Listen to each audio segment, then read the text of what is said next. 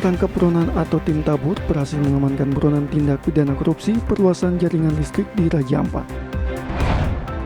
Gubernur Papua Barat Domingus Mandacan membuka secara resmi konferensi Gereja Masehi Advent Hari ke-7 Uni Konferensi Indonesia Kawasan Timur.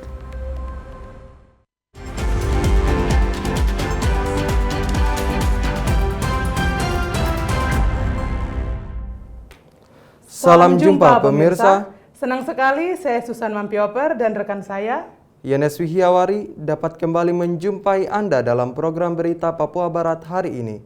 Sejumlah informasi di Papua Barat akan kami hadirkan untuk Anda. Inilah berita selengkapnya. Tim Tangkap Buronan atau Tim Tabur berhasil mengamankan buronan tindak pidana korupsi perluasan jaringan listrik di Raja Ampat berinisial BT. Penangkapan ini dilakukan pada Kamis 25 November kemarin. Yang bersangkutan langsung dibawa ke Kejaksaan Tinggi Papua Barat guna dilakukan pemeriksaan. Tim Gabungan Tabur Kejaksaan Agung, Kejaksaan Tinggi, dan Kejaksaan Negeri Sorong melakukan penangkapan terhadap daftar pencarian orang DPO berinisial BT. Hal ini berdasarkan surat penyidikan nomor 03 garing bulan 10 tahun 2018. Bersangkutan awalnya merupakan saksi dari dugaan pidana korupsi dari perluasan jaringan listrik tenaga rendah menengah pada Dinas Pertambangan dan Energi Kabupaten Raja Ampat pada tahun anggaran 2010. Sebelumnya yang bersangkutan telah memiliki kekuatan hukum yang tetap dan telah dilakukan pemanggilan sebanyak 3 kali.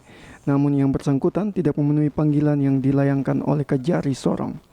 Asisten Intelijen Kejati Papua Barat Rudi Artanto mengatakan selama ini pihaknya telah melakukan pemantauan dan perburuan terhadap BT selama kurang lebih 1 bulan. Dan semua ini atas permintaan dari Kejari Sorong. Sehingga pada tanggal 25 November 2021 kemarin pihaknya melakukan penangkapan. Saudara BT yang berdasarkan surat perintah penyidikan Kejaksaan Negeri Sorong nomor perintah 03 bulan 10 tahun 2018 tanggal 10 Oktober 2018 yang bersangkutan merupakan saksi dari dugaan tindak pidana korupsi perluasan jaringan listrik tegangan rendah dan menengah pada Dinas Pertambangan dan Energi Kabupaten Raja Ampat tahun anggaran 2010. Jadi menurut informasi dari penyidik, salah satu penyidik, bahwa ini ada 2010, kemudian tahun sebelum dari 2010 itu ditangani oleh teman-teman dari jajaran Jaksa Agung Muda Tindak Pidana Khusus di Kejaksaan Agung di Jakarta. Seperti diketahui bahwa pemeriksaan yang telah dilakukan oleh BPK dan didapati negara telah mengalami kerugian sebesar 1 miliar lebih dari perluasan jaringan rendah dan menengah. Selanjutnya, yang bersangkutan direncanakan akan dikembalikan kepada Kejari Sorong untuk menjalani proses hukum. Putra Arianto, TVRI Papua Barat melaporkan. Pemirsa, ribuan liter minuman keras produksi lokal dimusnahkan di kantor Kejaksaan Negeri Fakfak Papua Barat. Pemusnahan ini dilakukan setelah pihak Kejaksaan sudah memiliki hukum tetap atau inkrah.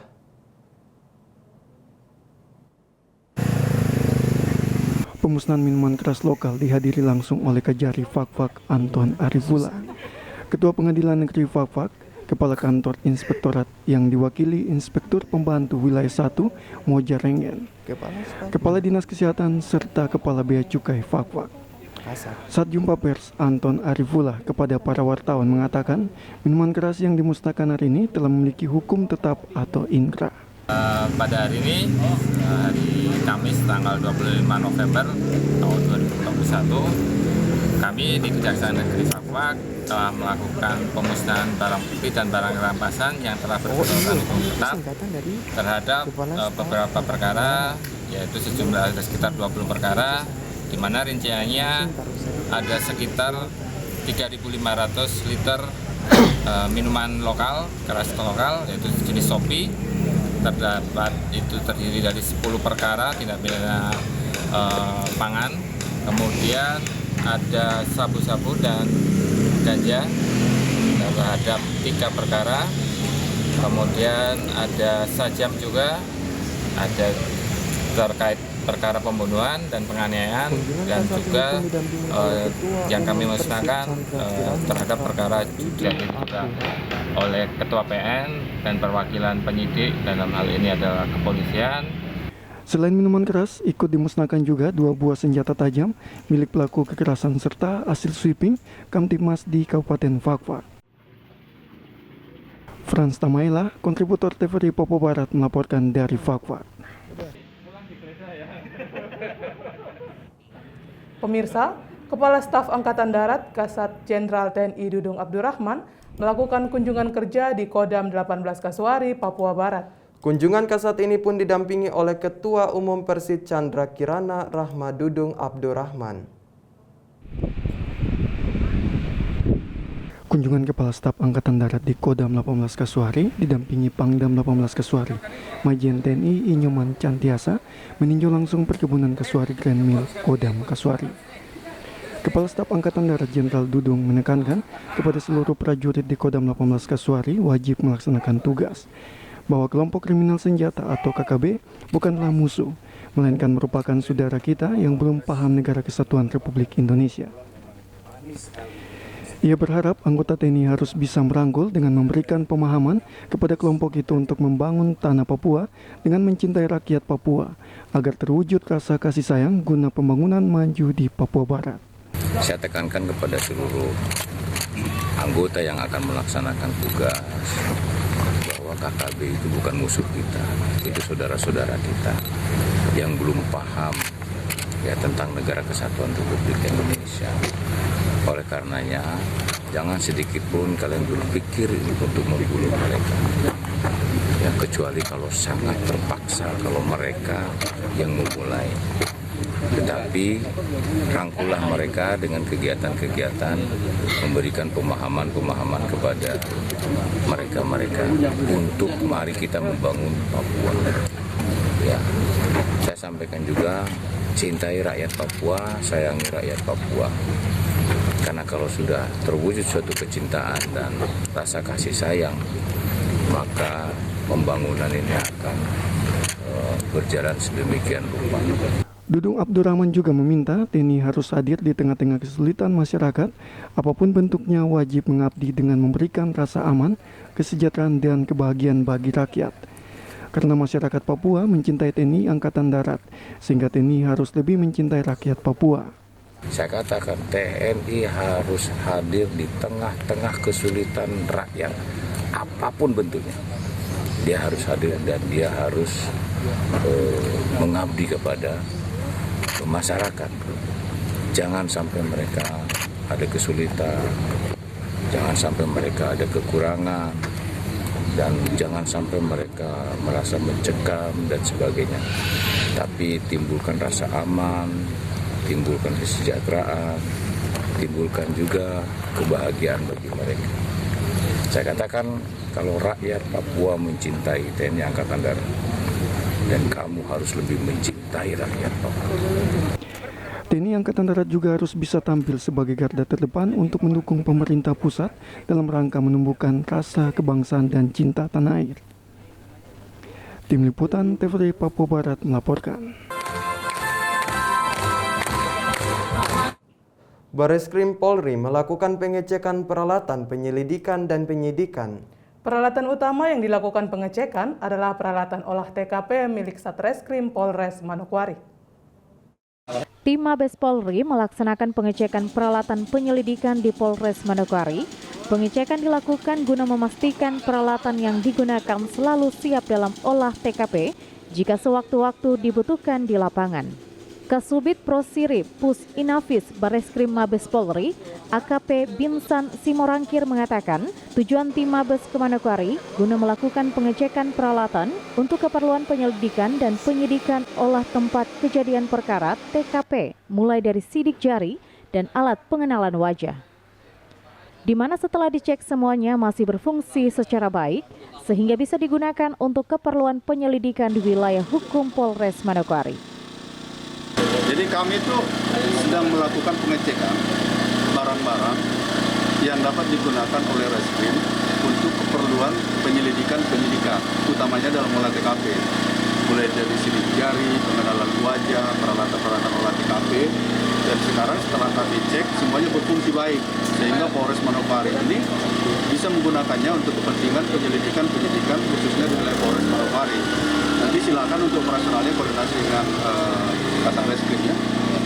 Ini khususnya reskrim saya, benar? Iya, ini memang diperuntukkan untuk reskrim dalam rangka penyelidikan suatu tindak pidana. Alat-alat apa yang disiapkan, Komandan? Ya, ini pengenalan sidik jari, pengenalan wajah, peralatan-peralatan olah TKP, tim pendukungnya, misalnya ada portable lighting.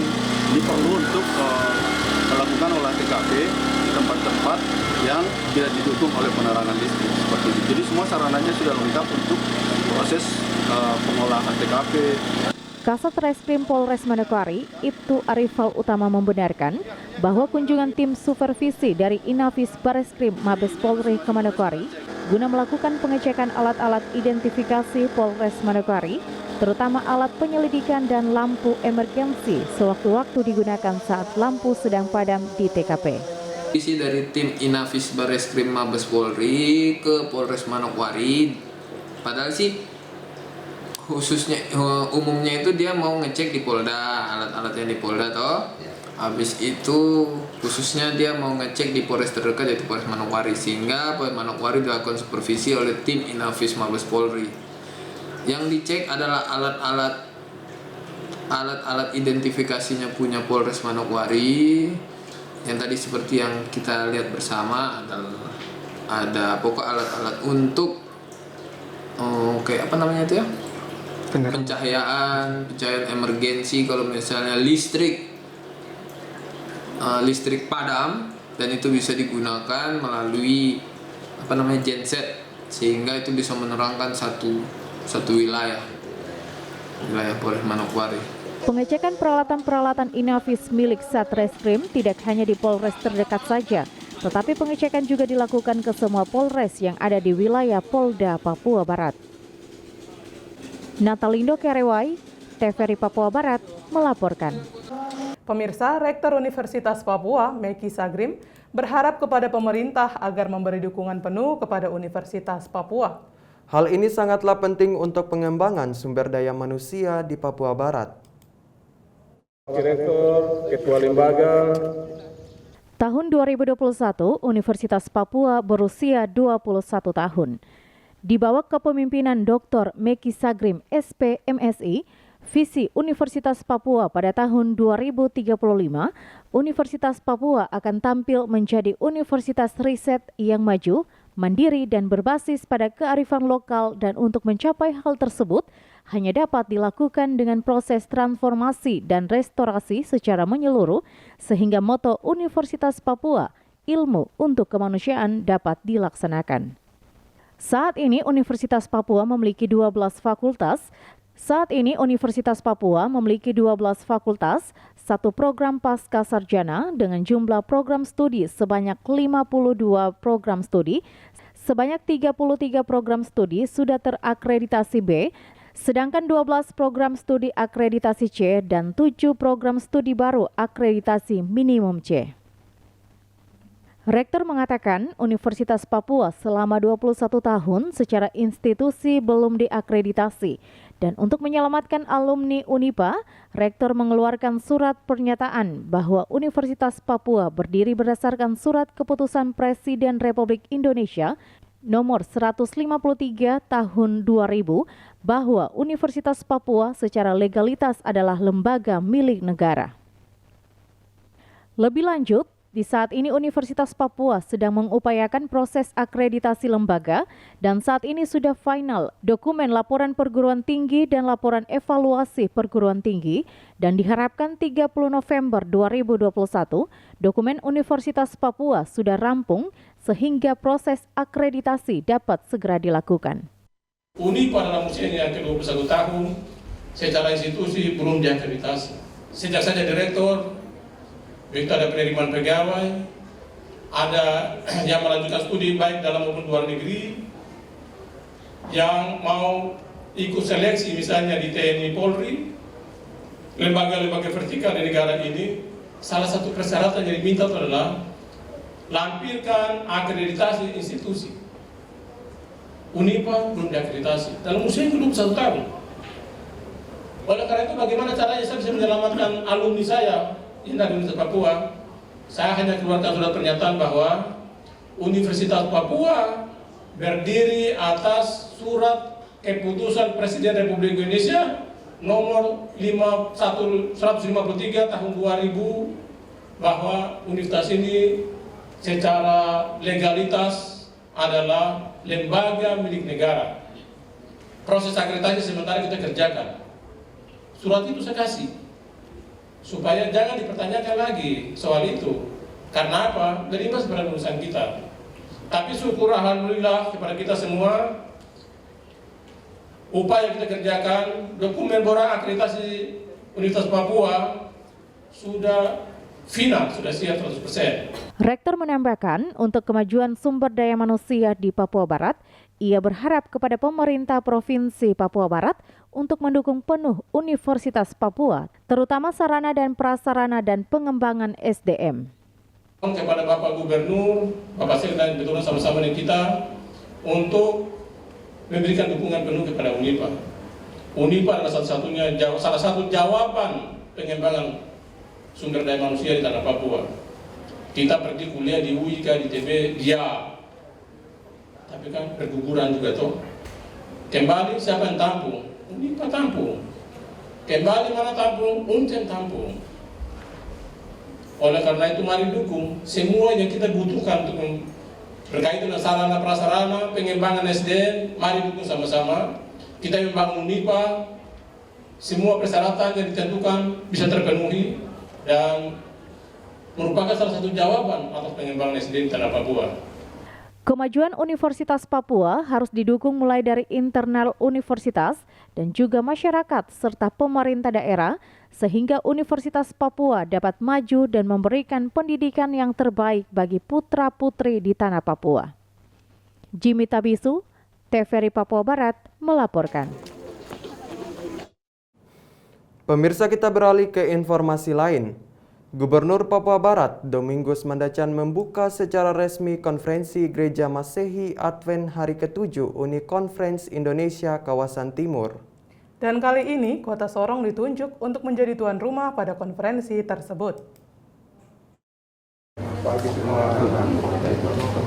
Kota Sorong, Papua Barat menjadi tuan rumah konferensi Gereja Masehi Advent Hari ke-7 di Indonesia Timur yang dilaksanakan pada Rabu 25 November 2021.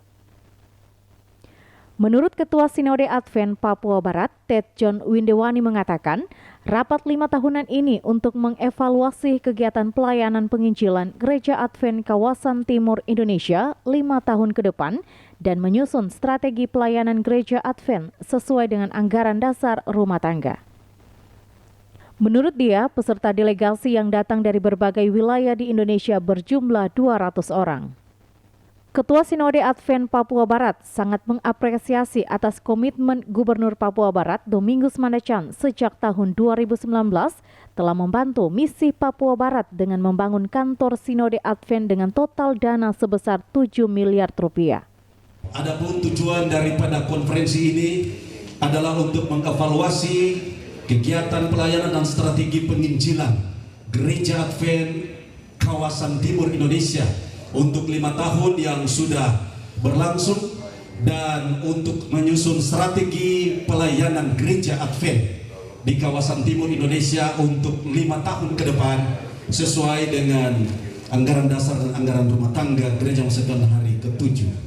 Terima kasih banyak pada Bapak Gubernur untuk support yang luar biasa dan bukan hanya untuk kantor daerah, tapi ada lebih dari 25 gereja di Papua Barat ini mendapatkan support finansial pembangunan fisik dari Bapak Gubernur dengan angka yang cukup signifikan, rata-rata di atas 700 juta untuk pembangunan gereja-gereja yang ada. Untuk itu Bapak Gubernur yang kami kasihi dan kami cintai, yang selalu kami doakan dalam memimpin Provinsi Papua Barat ini, kawasan Timur, dan yang saya hormati dan Konferensi Gereja Masehi Advent Hari ke-7 dibuka dengan resmi oleh Gubernur Papua Barat ditandai dengan pukul tifa. Dalam kesempatan itu, Gubernur Papua Barat Domingus Mandacan mengatakan, Gereja Advent adalah mitra pemerintah dalam pembangunan mental spiritual bagi warga gereja dan masyarakat, sehingga perlu dievakuasi strategi dan kebijakan selama 5 tahun. Gubernur Papua Barat menyampaikan terima kasih atas dukungan doa umat Advent kepada pemerintah Provinsi Papua Barat sehingga semua bisa berjalan lancar. Gereja juga harus tingkatkan pelayanan dalam masyarakat, serta gereja Advent harus terus pancarkan terang kebenaran ke seluruh Indonesia kawasan timur, termasuk di Provinsi Papua Barat. Ya, sekalipun banyak yang belum kita berbuat, tetapi apa yang kita lakukan, apa yang kita bangun, terima kasih atas dukungan doa, tapi juga keterlibatan umat Advent yang selalu terlibat dalam proses pembangunan di Papua Barat, sehingga semua ini bisa berjalan lancar. Ya, sekalipun kita hadapi pandemi COVID-19, tapi sampai hari ini kondisi pada umumnya di Papua Barat ini aman, tentram, dan bisa terkendali. Terutama dukungan doa. Ya. Untuk itu pada kesempatan ini juga di saat pandemi COVID-19, mari saya minta dukungan dari Gereja Masih Advent hari ke-7 untuk mendukung dengan doa, mendukung pemerintah, mendukung terutama mendoakan petugas-petugas medis kita, petugas medis kita supaya Tuhan dengar doa, jawab doa, dan Tuhan gunakan tangan-tangan para medis untuk memberikan pelayanan medis kepada pasien-pasien pandemi COVID-19. Rangkaian pembukaan konferensi Gereja Masih Advent diakhiri dengan doa bersama perwakilan delegasi kawasan timur bersama Gubernur Papua Barat. Michael Jasman, TVRI Papua Barat melaporkan. Pemirsa, dalam ajang balap motor, ajang balap motor yang memperebutkan Gubernur Cup akhirnya digelar pada 26 hingga 28 November 2021. Balap motor kali ini dilakukan di sirkuit Domingus Mandacan, SP7 Distrik Masni.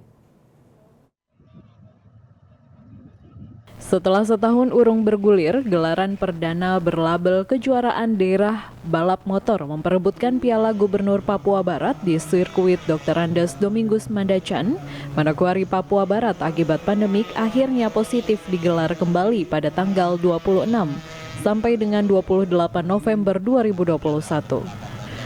Perang adrenalin dan lepas kangen pembalap Papua dan Papua Barat dengan hiruk-pikuk deruman knalpot akhirnya tersuguhkan pada sirkuit terbaru yang juga akan diresmikan atau soft opening secara langsung oleh Gubernur Papua Barat Domingus Mandacan. Sebagai gelaran awal tahun 2021 yang sempat tertunda tersebut, dimotori Ikatan Motor Indonesia atau IMI Provinsi Papua Barat, akan juga Krishna Racing Team Manokwari yang didukung penuh pula oleh pemerintah Provinsi Papua Barat. Kompetisi diprediksi bakal lebih menantang. Panitia pelaksana juga memberikan peluang kepada pembalap dari daerah lainnya dan terkhusus pembalap ujung timur Papua maupun Papua Barat untuk turut merasakan sensasi lintasan. Pada ajang kejurda balap motor Piala Gubernur Papua Barat ini juga akan memperlombakan sebanyak 17 kelas dari 4 kategori dengan memperebutkan hadiah berupa trofi, uang pembinaan, dan juga hadiah menarik lainnya. Adapun kelas sebanyak 17 kelas dari 4 kategori yang akan dilombakan, diantaranya kelas Q, bebek standar 2 tak 125 cc, Legend X-Rider, 38 tahun ke atas open. Putra Arianto, TVRI Papua Barat melaporkan. Informasi tadi sekaligus menutup jumpa kita dalam program Berita Papua Barat hari ini. Kami tetap mengajak Anda untuk mencegah penyebaran COVID-19 dengan cara memakai masker, mencuci tangan pakai sabun dengan air yang mengalir, menjaga jarak, menjauhi kerumunan, serta membatasi mobilitas dan bersedia divaksin sesuai kebijakan pemerintah. Indonesia pulih karena aku, Indonesia pulih karena kamu, Indonesia pulih karena kita.